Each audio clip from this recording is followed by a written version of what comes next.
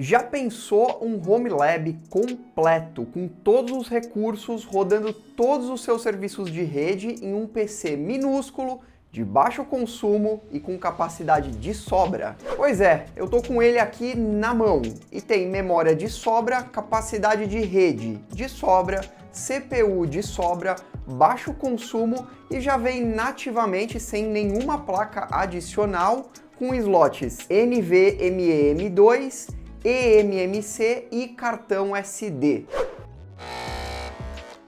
Eu sou o Leandro e o que eu tenho aqui nas minhas mãos é um SBC, que significa Single Board Computer. E esse é o mais novo lançamento da Orange Pi, é o Orange Pi 5 Max. Essa pequena placa aqui tem uma CPU da Rockchip modelo RK3588 com arquitetura ARM e GPU integrada Mali G610. Só para vocês saberem, é uma baita CPU com desempenho de sobra. Essa aqui tem 16 GB de memória RAM LPDDR5, mas tem modelos com menos memória. Também tem uma porta de rede aqui de 2.5 gigabits por segundo, Wi-Fi 6E e Bluetooth 5.3. Para a parte de armazenamento, você escolhe. Tem na placa aqui, sem qualquer necessidade de expansão, slot M2 NVMe e eMMC, que é o que eu vou usar aqui de 256 GB, e também aqui cartão micro SD. E de quebra ainda conta com uma NPU integrada, que é um processador exclusivo para inteligência artificial. Tem ainda duas HDMI 2.1, sendo que essas portas são HDMI comum, né, ao invés de micro HDMI, o que eu acho uma vantagem porque usa os cabos tradicionais, né? Não precisa de adaptador aqui ou cabo especial. Uma entrada e saída de áudio aqui compartilhadas, duas USB 3.0 e duas USB 2.0. E na placa ainda tem slots para LCD, câmera e uma interface PCI Express. É muita coisa. Para o nosso review aqui, eu vou usar um sistema operacional Ubuntu Desktop. E como o Ubuntu não tem versão oficial para essa placa, eu optei pela versão Ubuntu Rockchip do Joshua Riek, não sei se é assim que fala, que é uma distribuição super bem avaliada, basta pesquisar por aí e também ver a quantidade de avaliações no próprio GitHub. Essa distribuição também usa os repositórios oficiais do Ubuntu, o que é muito importante aí para você ter acesso aos últimos pacotes.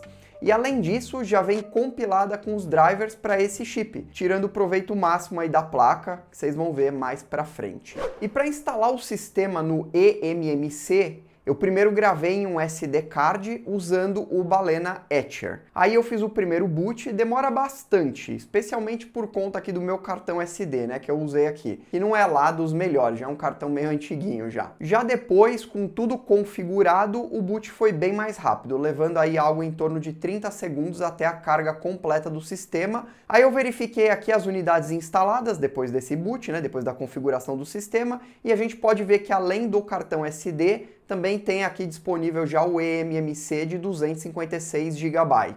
Eu fiz alguns testes de velocidade no cartão SD primeiro, e todos com velocidade entre 14 e 30 MB por segundo, que é bem lento, tá? Mas como eu disse, é por conta aqui do meu cartão. E agora, o próximo passo, hora de instalar o Ubuntu no eMMC, né? Eu subi primeiro no SD card, agora eu vou instalar no eMMC. Dessa vez eu baixei a imagem do Ubuntu direto no Orange Pi, via Wi-Fi. Consegui inclusive uma velocidade muito boa no Wi-Fi, uma média aí de 250 megabits por segundo. Mas a alegria durou pouco e a velocidade caiu provavelmente por conta da velocidade escrita do meu cartão SD, né? No começo estava em cache, quando passou para o cartão caiu. Próximo passo, extrair o arquivo baixado, né, da imagem do Ubuntu e depois copiei a imagem para o eMMC usando o comando dd no próprio Linux. E lá vamos nós. Após finalizar aí a cópia, não esquece de dar o comando sync para garantir que toda a informação em cache foi copiada para o disco. Chequei aqui as partições no eMMC, parecia tudo ok.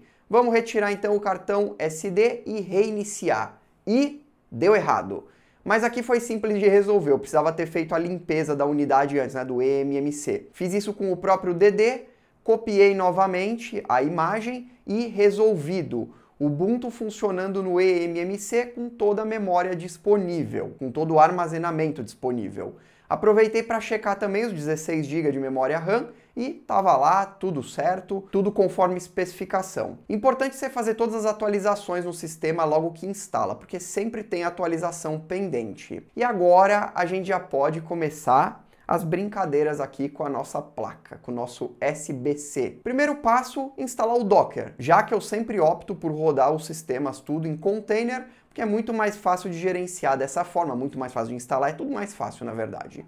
Em seguida, eu queria rodar o Unify Network Application, né? Para a gente gerenciar aqui os dispositivos da Ubiquiti, uma rede Unify. Para isso, eu segui todos os passos de instalação em Docker que estão no GitHub, vou deixar o link para vocês aí na descrição. E aí, depois de alguns erros e correções, o quebra-cabeça foi montado e tudo certo. A aplicação rodando perfeitamente. Até adicionei um ponto de acesso Unify, modelo UK Ultra, para fazer os testes e funcionou tudo certinho, configuração, configurei o Wi-Fi, criei nova rede, tudo ok. Próximo passo, como jamais poderia deixar de ser, vamos colocar também o Home Assistant, a melhor e mais avançada central de automação residencial e que ainda é gratuita. Obviamente vai rodar, eu não tenho nem dúvidas disso, mas eu vou colocar mesmo assim, vou usar a versão Docker, nem vou tentar com a Supervised nesse momento para não poluir o meu Docker aqui.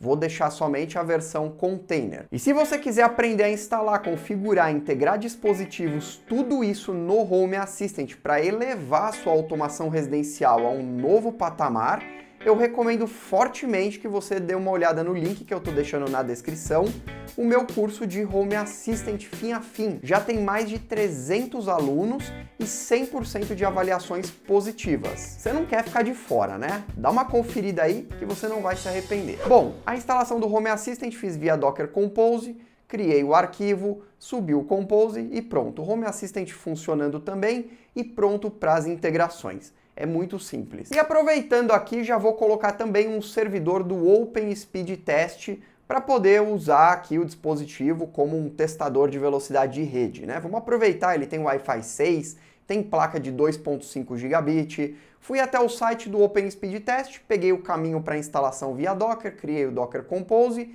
e subi. Fiz um teste para ter certeza que está ok, mas a velocidade seria limitada, o que já era esperado nesse momento, já que o Orange Pi 5 Max está conectado via Wi-Fi 6 e não através de conexão cabeada. Mas achei a velocidade do Wi-Fi muito boa aqui, viu? Como a situação seria bem diferente se a plaquinha aqui tivesse cabeada, eu resolvi cabear para tirar a prova. E lá vamos nós para mais um speed test, dessa vez conectado numa porta de 2.5 gigabits por segundo. E como esperado, não decepcionou, né? Que desempenho! Então agora estamos prontos para criar o nosso NAS usando um SSD externo. Liguei o SSD e removi todas as partições para começar como um disco novo. Formatei a única partição em ext4 e fiz um teste de velocidade que atingiu aí no máximo 170 megabytes por segundo. Não achei que foi limitação do SSD, então liguei esse mesmo SSD no meu PC, formatei em NTFS para ter certeza e consegui 230 megabytes por segundo nesse caso. Então a limitação aqui estava na porta realmente USB do Orange Pi. Mas 170 megabytes é uma excelente velocidade. Estamos falando de praticamente 1.4 gigabits por segundo, que é mais do que a maioria das redes atualmente. Voltei o SSD para o Orange Pi e fiz o processo de formatação aqui novamente. Agora, hora do NAS. Instalei o básico do básico, um Samba Server puro. Fiz a configuração do /etc/samba/smb.conf para liberar 100% do sistema de arquivo pela rede e para o usuário root. Depois adicionei o usuário root ao SMB e depois reiniciei o serviço para efetivar as configurações. E bora para os testes. Abri a pasta mapeada no meu Windows, lembrando que agora estamos todos conectados na porta de 2.5 gigabit, então não tem gargalo de rede. Fui até a pasta MNT SSD, que é onde está o SSD externo, onde eu montei, e colei um arquivo de aproximadamente 3 GB.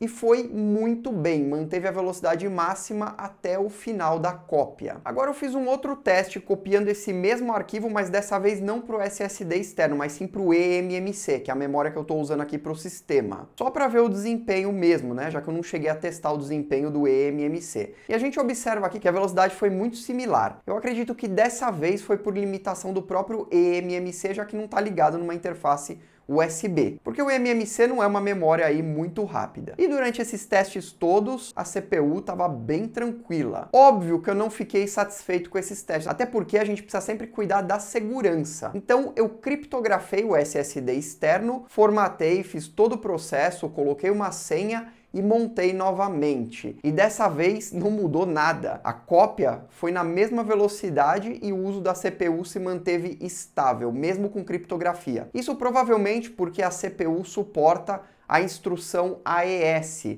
que é a mesma usada por padrão pelo sistema de criptografia LUKS, que foi o que eu utilizei aqui no HD. Então, vamos para o próximo passo aqui. E o próximo passo é emulador de jogos antigos. Será que roda? Instalei logo um RetroPie no Ubuntu, seguindo o procedimento do site oficial. A instalação levou uns 10 minutos, demorou bastante, mas correu tudo bem. Importante você ter um controle de jogos, caso contrário não vai funcionar. E bom, finalizando, testei alguns jogos antigos de Super Nintendo, Nintendo 64 e correu tudo realmente muito bem, muito responsivo. Eu basicamente não vou mostrar aqui nesse vídeo os jogos rodando em emuladores, porque eu não sei se isso pode causar algum tipo de problema aqui no vídeo, então é melhor evitar. E como eu sei que muitos vão pedir, eu testei aqui o Frigate NVR. Para quem não sabe, o Frigate NVR é um NVR, né, um sistema de armazenamento de imagens de câmeras, mas com detecção de pessoas, veículos, objetos. E aí eu verifiquei na página do Frigate que ele tem suporte à decodificação de vídeo por hardware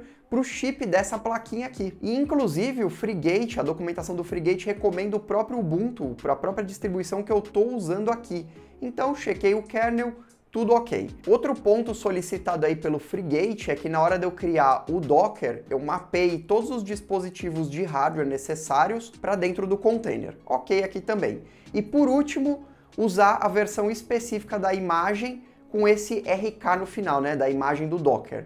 Bom, Docker Compose montado, vamos para as configurações. Eu fui na configuração de cada câmera e coloquei a linha do FFmpeg para utilizar a aceleração de hardware, né, para decodificação de vídeo, conforme a instrução da página do Frigate. Agora, meus amigos, um ponto importante. Lembra que eu disse que esse dispositivo aqui inclui uma NPU embutida, que é um processador de inteligência artificial? Pois é, e esse Ubuntu já vem com o driver instalado para utilizar esse recurso. Então, eu vou ativar aqui na detecção do Frigate, copiando e colando a configuração informada na própria documentação do Frigate. Então, toda a detecção de objetos, pessoas, carro, tudo, vai ser processada pela NPU e não pela CPU. Agora, só subi o Docker Compose. Coloquei 8 câmeras com detecção ligada e, surpreendentemente, o uso da CPU ficou abaixo do esperado. Isso provavelmente porque eu ativei a NPU. Como a gente pode ver agora, o processamento da NPU subiu, aliviando assim a CPU. E para ter certeza que a NPU está realmente aliviando a CPU, eu desativei a NPU dentro da configuração e joguei todo o processamento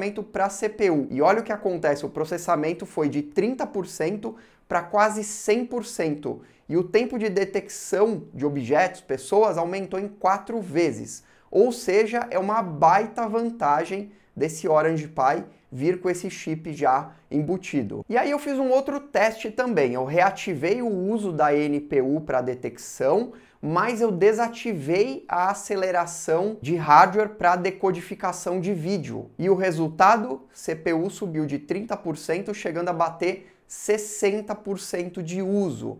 Ponto positivo novamente, porque para uso com o Frigate, você consegue utilizar todas as acelerações por hardware, aliviando a CPU e deixando ela para utilizar outras coisas. E agora, para uso normal dessa placa como desktop, o que nunca é meu foco para esse tipo de dispositivo, mas eu testei mesmo assim. Para aplicações básicas de escritório, navegação, rodou bem como esperado, inclusive vídeos em 4K. Eu fiz um teste aqui, rodou liso 4K. E sobre o consumo, coloquei todos os cores em 100% de uso e o consumo ficou abaixo de 10 watts, o que é um consumo realmente muito baixo, considerando tudo que esse hardware entrega. E para finalizar, eu recomendo fortemente que você utilize um cooler acoplado, porque nos meus testes só com dissipador para as tarefas mais pesadas, acabou chegando a quase 80 graus, o que acabou até travando a placa aqui. Em algum momento eu tive que reiniciar.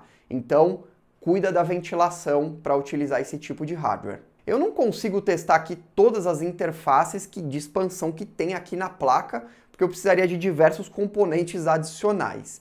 Eu vou deixar um link na descrição para quem quiser adquirir o produto, mas antes de qualquer comparação de preço e tudo, se lembra aí de tudo que esse produto oferece, porque sinceramente não deve nada para um mini PC da mesma faixa de preço, além de ser ultra compacto e de fácil manutenção e ter um consumo ridiculamente baixo. Não deixa de dar uma olhada também no curso que eu deixei para vocês aí na descrição, para você dar aquele up na sua casa e nos seus clientes, e tem também aqui um outro vídeo legal de um projeto que eu fiz aí recentemente. Valeu!